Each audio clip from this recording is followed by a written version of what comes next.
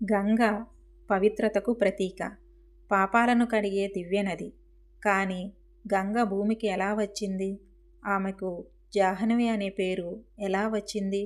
ఈ అద్భుతమైన కథ భగీరథుడి తపస్సుతో ప్రారంభమవుతుంది. పురాతన కాలంలో సగర చక్రవర్తి అనే మహారాజు ఉండేవాడు.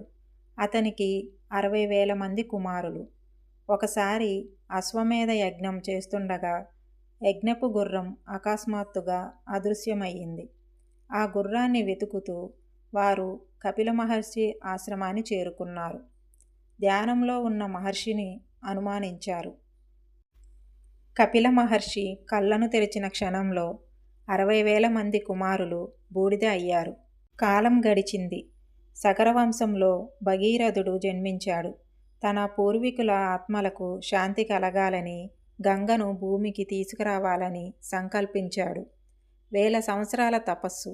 గంగాదేవి ప్రత్యక్షమయ్యి ఇలా చెప్పింది: నేను భూమిపై పడితే నా ఉగ్ర ప్రవాహాన్ని ఎవరు ఆపగలరు? అప్పుడు భగీరథుడు మహాదేవుడిని ప్రార్థించాడు. మహాదేవుడు కరుణించి అన్నాడు, గంగను నా జటలో ఆపుతాను. గంగ ఆకాశం నుండి ఉగ్రంగా భూమి వైపు దూసుకొచ్చింది. కానీ శివుడు జటల్లో చిక్కుకుంది. కొంతసేపటి తర్వాత శివుడు గంగను మెల్లగా విడుదల చేశాడు.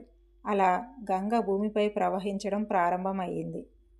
భగీరథుడిని అనుసరిస్తూ గంగ ప్రవహించింది. మార్గంలో జాహ్నూ మహర్షి ఆశ్రమాన్ని ముంచేసింది. కోపంతో జాహ్నూ మహర్షి గంగ ప్రవాహాన్ని పూర్తిగా తాగేశాడు. దేవతల ప్రార్థనతో ఆయన తన చెవుల ద్వారా గంగను విడుదల చేశాడు. అప్పటి నుండి గంగకు జాహ్నవి అనే పేరు వచ్చింది. చివరికి గంగ సగర కుమారుల బూడిదపై ప్రవహించింది. వారి ఆత్మలకు శాంతి కలిగింది. అందుకే అసాధ్యాన్ని సాధించడాన్ని భగీరథ ప్రయత్నం అంటారు.